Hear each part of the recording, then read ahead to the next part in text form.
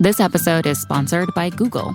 It's Safer Internet Day. We sign into dozens of online accounts each day, and using strong, unique passwords is critical to keeping them safe. Luckily, Google Password Manager makes this easy by helping you create and securely save strong passwords for the sites and apps you use. So try Google Password Manager and make today safer listening, shopping, streaming day. You get the idea. Get started at passwords.google.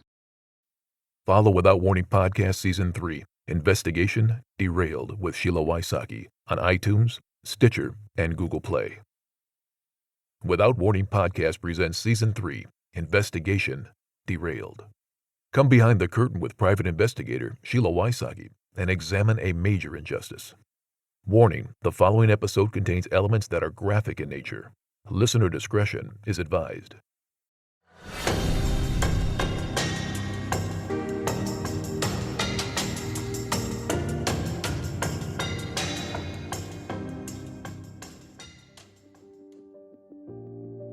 We all dread tax time when you have to gather reams of documents and fill out a ton of paperwork.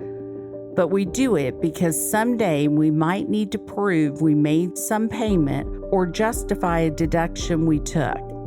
Being an investigator is a lot like doing your taxes. It requires filling out a lot of paperwork and gathering lots of information if you want to do it right. Most of the private investigators you see on TV just wander around chatting with people until they crack the case with their hidden ability to spot a criminal through sheer gut instinct. In real life, solid investigators want documentation of everything. There's no way to perfectly remember the tremendous amount of information even a simple case generates. This week, I talked with Katie's mom, Vicki, private investigator and fellow podcaster Lori Morrison, and crowdsourcers Chelsea and Kendra about the documentation and evidence from Katie's case that's available for us to review, and what should be but isn't. The simplest task a police officer has to do is paperwork. How hard is paperwork? You walk in, you sit down, you fill out the forms, you sign your name, you're done. You tell the truth. Well, evidently, in this particular case, it has been a nightmare. They can't seem to even get documentation until months later when memories change, their narratives have changed, and how they view the case has changed. So I want to go over certain timelines, documentation today. Okay, I have some charts made up. If I get where I can't go by memory, I can always double check my charts, because I thought that was interesting with Brandon, Mr. Brandon, when he was talking about the interrogation, so-called, when you said, well, he said, what did they do after this? And you said nothing. But the other point of that, which is true, they did nothing of that, was they had already ruled a suicide, but they called him in. You know, it was already a suicide. That's significant. So let's kind of go through that. And one of the things that I think the public doesn't understand is, so Lori and myself, we go to classes on continuing ed, and we go to classes on how to treat a homicide. And the steps when you walk into any kind of scene, doesn't have to be ruled a homicide at that moment. The very first thing you do, obviously, is secure the scene itself. And you treat it as if it were a homicide. And then you 101 in the handbook, number 1, yeah. Rookie. And that wasn't done according to what 48 Hours told me, who saw more crime scene stuff than me, that they were walking all over, they didn't even treat it from moment one. 𝐿𝐒 definitely told me that the Amtrak had no camera. And then what I found out later in this last investigation in 2018 from Kokenda and Lewis was that 𝐿𝐒 never even called Amtrak when it happened to get the video. He never picked up the phone to Amtrak, is what Kokenda and Lewis told me as far as 𝐿𝐒. So he was lying. He was lying. There was a camera. And there still is that footage. And so So that footage would be out somewhere? Wow. But my question then is, if she wasn't hit by the front, then the camera wouldn't have shown it. One of the train experts we spoke to mentioned there was a camera on each engine. So it depends on how many engines the train had, on it. The cameras could have been pointing forward. They could have been pointing backwards. Having well-written, detailed reports describing the case's evidence is critical to a successful investigation. It's hard to write a report about work you didn't do, and it's even harder to evaluate forensic data that you didn't make the effort to gather. So it really is going to come down to talking to someone with either CSX or Amtrak and getting specifics on that particular train, which would have been a lot easier back in 2008. I'm sure we can do our best to track down the exact. That's amazing, because I never thought that would be possible at that time. Even if it was a camera, I figured they would have, rode over that or something. Well, if they had requested it, and it's pulled aside as an archived, if it is requested, a lot of places will archive it because it is needed. But again, what I was told is 𝐲𝐒 never even picked up the phone and called Amtrak. So Amtrak and CSX, when they're brought into a case, which they were, whichever train it ends up being, they have reports on this. They have documentation on it. Not just looking at the documentation that was provided. We're looking at the documentation that should be there that doesn't seem to be. Like 𝐲𝐒, if you contacted these people, you should have documented that. In looking at any investigation, there are certain documents you expect to find in a case file. You look at the inventory of what is actually there. And in Katie's case, that inventory raises as many questions as it answers. Listen to our thoughts about what we saw and didn't see. I'm running into that right now with where he said he requested this surveillance camera footage from where the car would have had to drive by. We would see who was driving Katie's car.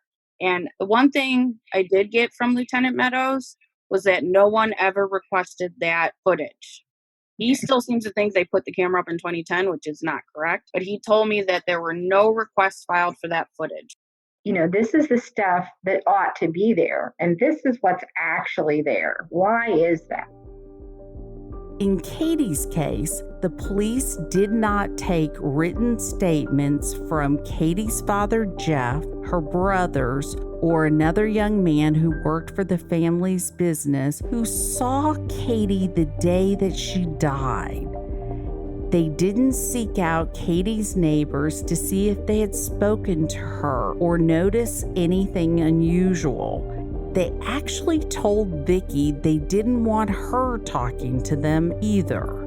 Then, as the people who knew Katie the best expressed their concern about Erin's behavior, those concerns were simply brushed aside.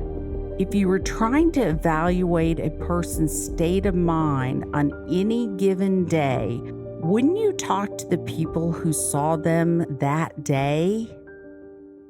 We should have incident report, witness reports, people that were there, people that Katie saw within the last 24, 48 hours, actually through Monday when Erin says she's acting different.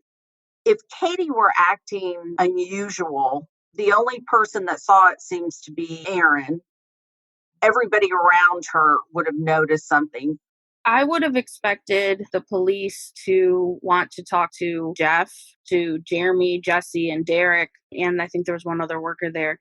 They all saw her that day when she came up and she spoke to Erin at the work site. They could have given evidence about how she was acting, how she appeared. Did any of them ever get called in for an official, even a written statement, or to talk to the detectives for an interview? No. Angie's List is now Angie, and we've heard a lot of theories about why. I thought it was an eco move. Fewer words, less paper. No, it was so you could say it faster. No, it's to be more iconic. Must be a tech thing. But those aren't quite right. It's because now you can compare upfront prices, book a service instantly, and even get your project handled from start to finish. Sounds easy. It is, and it makes us so much more than just a list. Get started at Angie.com. That's ANGI, or download the app today. Vicki, did the police ever talk to any of Katie and Aaron's neighbors? No, I went to the neighbors across the street, and I went to Mr. Hampton Robinson, and then I got hollered at by Alec not to go to anybody else. Like I was going to mess up the case, but what he didn't know is he didn't want me talking because he wasn't doing nothing. They got Hampton Robinson's statement that day, never went back to him. The neighbors know, because the one neighbor saw Aaron's mom's car in the neighborhood, but right. I never knew that. I like to go back to Thursday. Their bodies are found. Maybe police leave here between 12:30 and 1 o'clock in the afternoon from my house of us being notified and family coming. We never hear anything from anybody again all day. So 9 o'clock that night, I called Rick Alec because I had his card. So I called him to tell him, I hope you know that we think Aaron did this. And he's like, oh, no, he couldn't have done this. He's grieving too bad. I was like, what? That's how, no coming back to a family who just lost their pregnant daughter and Riverland, a little baby, to say, hey, here's where we're at. I had to call him. Then we go through the funeral, just had to let us talk, but they didn't want to meet with us. It was us pushing things. But they didn't sit and interview like Jesse or Jeff or, me. Well, there just wasn't that interviewing. They came to my house. And anyway, so no, there was never no kind of investigation. Let me talk to Jesse. Did Jesse see her? Let me talk. None of that. It was us pushing everything down their throats. My brothers flew down and they're trying to get them to go through the vehicles. Aaron's truck's in here. They wouldn't go through the vehicles. They went in forensic. Come look at Aaron's truck. We think he might have used his truck maybe, and it's sitting here in our drive. We wouldn't do anything that we asked. My sister, who was a nurse, tried getting them to make sure that they scrape under Katie's fingernails for DNA because she knew about that. I called Saturday morning. I called Driggers, and I'm questioning, why is the house not taped off? And he said, well, 90% of the evidence was found at the scene. We don't need to go to the house. Okay, time out. How would the police know that less than 100% of the evidence in the case was found where the bodies were located? That implies that the police are acknowledging that there is more evidence somewhere. There is nothing in the evidence available to us to indicate that they attempted to recover any evidence from any other location or source other than what was found near the railroad tracks. And if Katie's mother and other family members were giving them leads, why didn't they follow them? Once we discussed a lot of what wasn't done, we tried to piece together what was. We were trying, my brothers were trying, my sister, me, we were all making contact, trying to say, hey, can y'all, and they wouldn't do anything. Where was the other 10% from? They didn't go anywhere else. I mean, I just, that's what he told me. It was Saturday morning, I called him. And I told him, should I talk to the media, have them post Katie's truck to say, did anybody see anything? Because I called him. Now, these are, they're not calling me. I called Ricky Driggers Saturday morning. I said, can I get to the media? And I'm going to give him a picture of Katie's truck, or at least the description, and see if anybody saw that night. No, don't contact the media. I didn't know. I didn't know. You think this system is in place to help you. You really do. So back to the question about contacting the neighbors. I agree with what Vicki said. I mean, there's nothing in the incident report until 2018. In May of 2018, there is a note that they spoke to one of the neighbors. That particular neighbor had a son that was about 13 at the time Katie passed away. And that was Coquinda. But then Jessica went back, and the wife who had talked to Katie Monday was never interviewed, just the husband. Correct. And the wife is the one that talked to Katie out in the road. It doesn't look like they talked to the son directly either. It looks like they only talked to the father. Yeah. They went back 4 days later, and the dad had talked to his son and then relayed to the police supposedly what his son had said. Yeah. So that is the only reference I find in the incident report. And that's because 48 Hours has a camera watching them this time. Yeah, I mean, it's more than a 10 and a half years after this happens that they finally talk to her. And so she's drawing on her memories from 10 and a half years back. In Katie's case, do we have documents, date and time of the initial report? We have an incident report. There's a paragraph written. It's dated January 17th. That's all I'm aware of having. Do you see anywhere, Kendra, where it says how these were received? No, I don't. It doesn't describe the scene very clearly. It is very, very Cliff Notes version. It is a body is there, it's female. About a quarter mile down is another body in the water. It's very vague. One thing that I find interesting on it is, she's not known. So where the name goes, of course, nothing's filled in. And visible injury, the box no is checked. Visible from where? A half a mile away? Right? And if you look right underneath that, it says, were they drinking alcohol? It says no, drugs, no. How do they know that? So when was this report actually done? Or is it assumed? Well, Chelsea's exactly right. When you see those kind of answers, knowing how obvious the injuries are, knowing that there's no way that they could know if drugs or alcohol were involved at that point, it makes you wonder when this was written. And if there's a long delay, why? Next on just your 101 rookie death scene investigation, who is the reporting officer or dispatcher on that report? It's written by Corporal John Peters and approved by Sergeant Jimmy Wells. And I'm like, who are they? They've never been talked to. I have brought that to their attention that this report has 2 officers who have never been talked to. Who are they? I was going to say, according to the report, that's the responding deputy and also the first one to make contact with Joseph Williams. According to Joseph Williams, he's never been spoken to again. So he's the only one to make contact with Joseph Williams. Okay, so we got Joseph Williams' written statement, but he was probably in shock at that point too. So wouldn't you think a couple days go by, you go back and talk to the person who found them? And they didn't even talk to the police officer, apparently, that found them, because we don't hear from these guys again.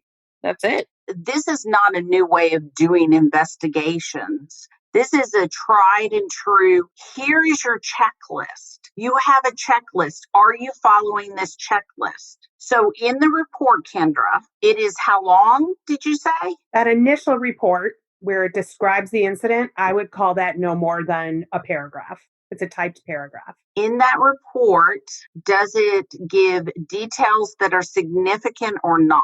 Not significant enough that you could truly understand what the scene looked like or what really happened. It's not very detailed then, I take it. Correct. Arrival at a homicide. Are there any times on that record? Yes, there's an incident date and time.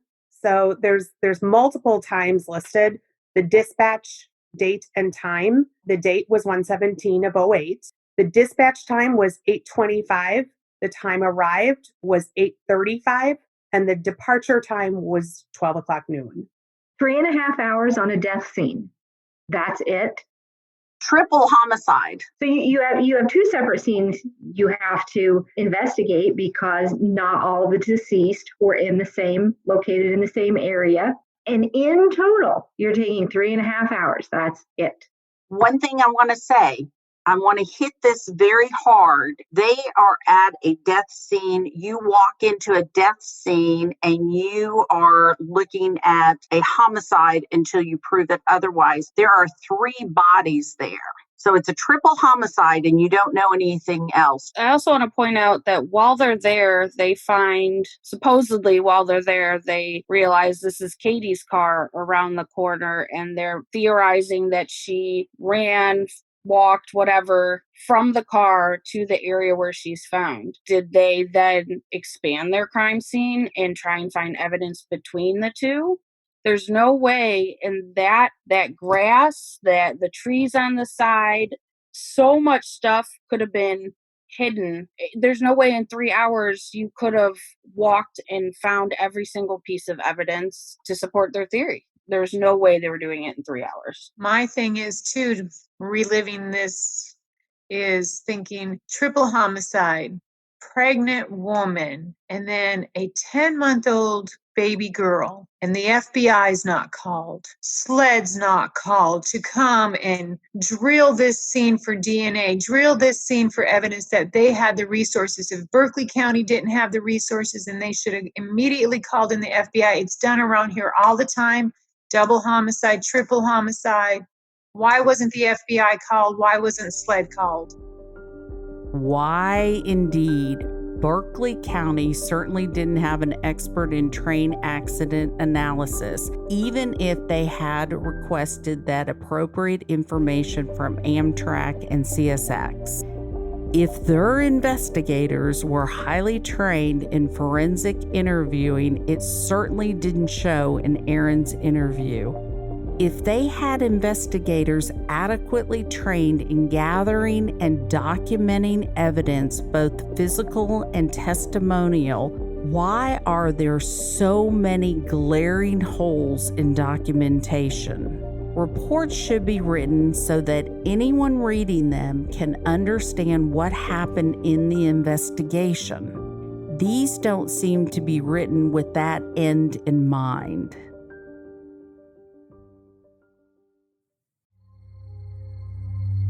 So Javier, tell me about the phone call you just got.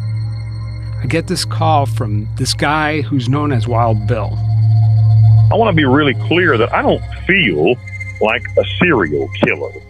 You know, and when I think of the word serial killer or of a person who's a serial killer, I think of a guy like Ted Bundy or a person who does things for compulsion or emotional needs, emotional reasons. And I myself, I'm not a person who has any bloodlust. These terrible things I did, you know, starting about 15 years ago. And I was just a heartless, cold-blooded asshole who hurt and killed people for money. You know, I don't have a compulsion to kill people or a desire necessarily to do that. Listen to the full interview with Wild Bill, an American serial killer in paradise. Season 3 of Criminal Conduct, wherever you get your podcast. So in reference to the vehicle, like Chelsea mentioned, to me, that would be part of the crime scene. So they say in the report they secured the crime scene.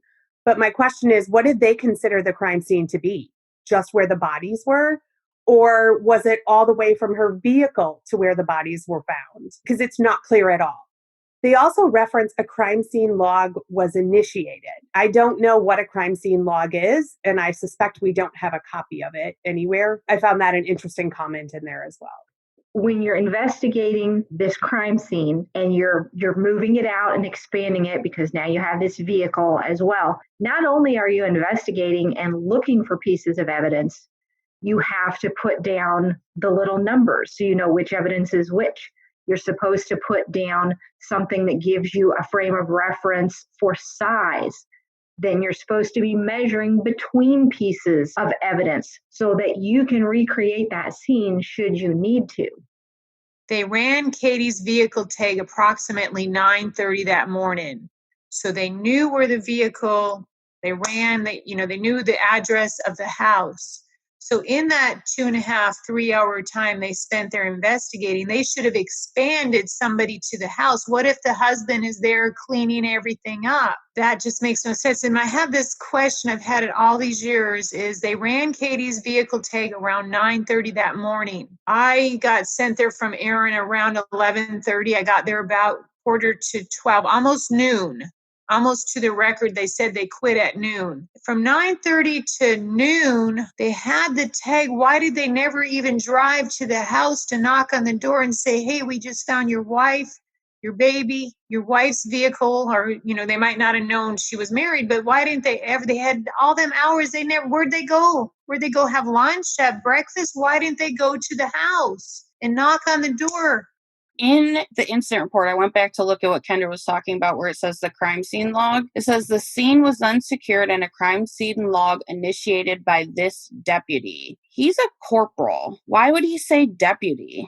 Is he referring to himself, or did someone else write that? I'm confused by that. We've already gone through, you record the exact time. You record the exact address of the crime scene. I know there's no exact address on there. They list an address. Well, actually, no, they do not. They list a location, Oakley Road, Monk's Corner. Here's what they should have done. Record exact time of arrival, record the exact address of the crime scene, record outside weather, temperature, conditions, record the outside lighting conditions, what time of day, sunny, dark, cloudy. Interview the first officer and other police personnel at the scene to determine the sequence of events since their arrival. Crime discovered by Joseph, obviously. Date and time of initial call, complete details of the initial police report. Determine the scope of the patrol officer's initial investigation at the scene. Protection of the crime scene. Notifications, alarms, bolos, which is what Vicki was just talking about. Preliminary investigation results. Record persons present at the scene. Police officers, law enforcement personnel, ambulance, emergency personnel, family or relatives of the friends, witnesses including persons detained by patrol. Keep witnesses separated. Provide for witness security and availability. That is just step 2. That's it. But we do have at least the weather reports. That data was actually pulled from Charleston County when they called in the Charleston County forensic man this morning. So he actually did a more thorough job. So he pulled the weather reports, not Berkeley County. And then the other thing, because listening to the list you made, that everybody should have been listed who was on the scene. I have an acquaintance who came to me years later, and he was a first responder and didn't know how to tell me, but he was at the scene. He's not listed anywhere. He was at the scene, saw my daughter's body standing by her, but he's not listed anywhere in the documents.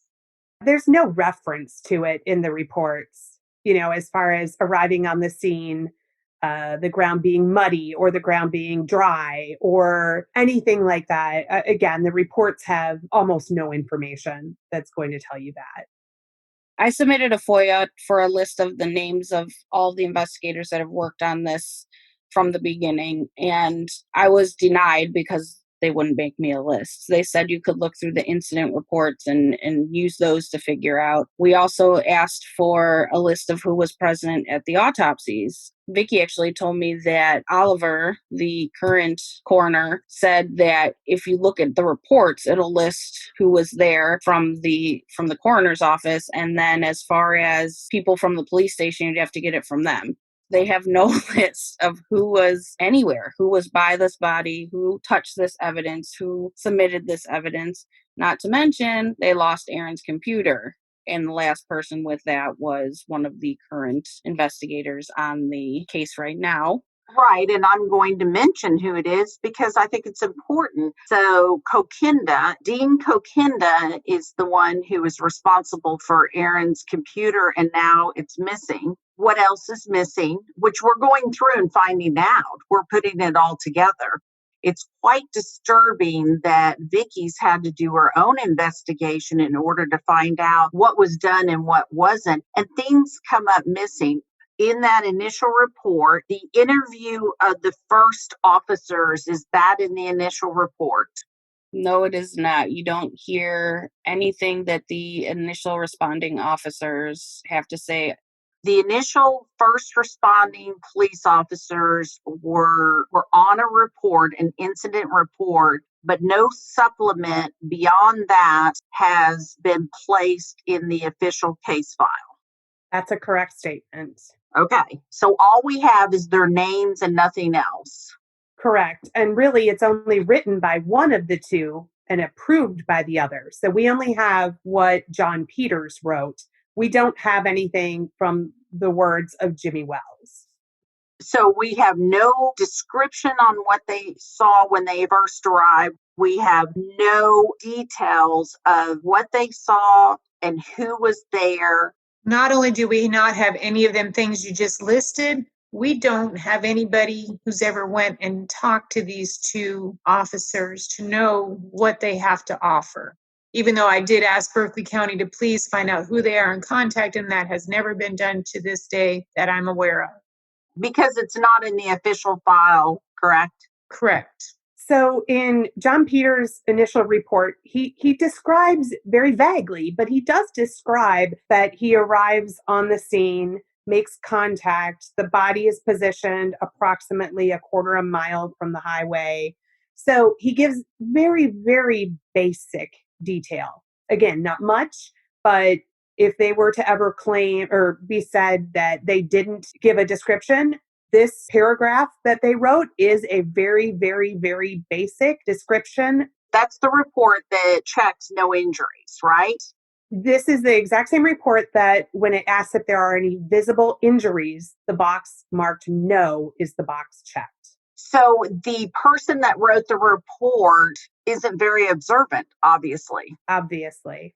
There's also reference, but it's written by someone else. Now, it's written by Brian Mosier, but it's one of the first supplementals that goes in here. And it says, this detective, so I'm assuming he's referencing himself, spoke with Captain 𝐿𝐼, who was already on scene. I think it's important to note there's not a single report in here that's written by Rick 𝐿𝐼. When these case files are put together, they're obviously added to over time as they talk to more people, they discover more things, they get toxicology reports back and whatnot. But there is no systematic way that they have approached adding things. These things are not numbered, they're not bait stamped. There's no way of knowing if every single thing that is in there is the complete story. And if you had a systematic way of numbering these things like you would evidence, you have to number all the evidence. And so if you are presented with piece of evidence number 10 and then piece of evidence number 12, you can say, where's piece of evidence number 11? But they don't do this with these reports. And so we're just going on faith that we have been given everything. You are saying that there's no system, but there is a system.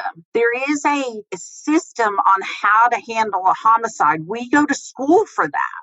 Let me clarify what I meant. There is no system that was applied to these documents. If they have a system, they did not use it with all of these documents. And so there's no way to be certain, again, other than going on faith, and maybe an affidavit would be written up where they would swear that everything is complete.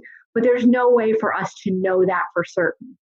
So it looks to me like they have not adopted basic death scene methodology on evidence gathering. I would say that's a fair statement given what we're looking at. And what I'd like to point out, and I learned this from a few meetings with SLED, was if there is an incident report, there's supposed to be a supplement report. And the supplements report's going to be, how did they get this information from who? And that is very lacking in this case. There's the supplement reports. They have a witness. Somebody typed up an incident report, but there's no supplement report. So not protocol.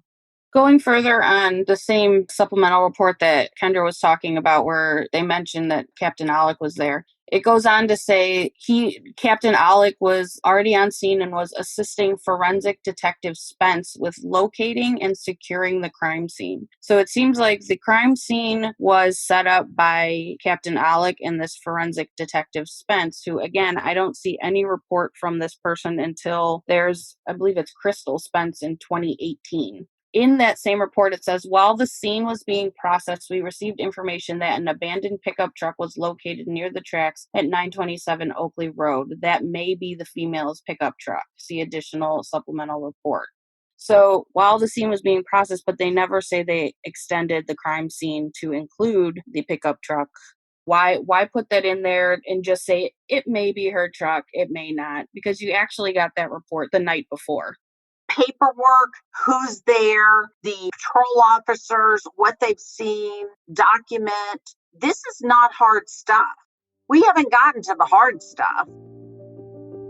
I'm an investigator, so questioning things is what I do. and I've got a lot more questions about the investigation in the deaths of Katie River and Aiden Major. Don't you?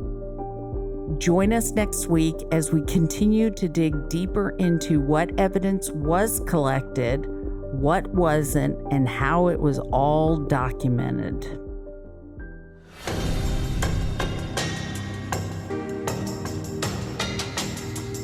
If you have any information you want to share on the podcast regarding the deaths of Katie, River, or Aiden, email tips@SheilaWysocki.com or call 1-888-599-0008. Join Patreon and crowdsource justice with private investigator Sheila Wysocki. Without Warning Podcast, Season 3 investigation derailed. Executive Director, Executive Producer, and host Sheila Wysocki. And announcer Tim Evans. Thank you to Lori Morrison of the podcast The Unlovely Truth. Thank you to Danielle Birch, Chelsea Sarkowskis, and private investigator Jenny Moore for their boots-to-the-ground, passionate, laser-focused research.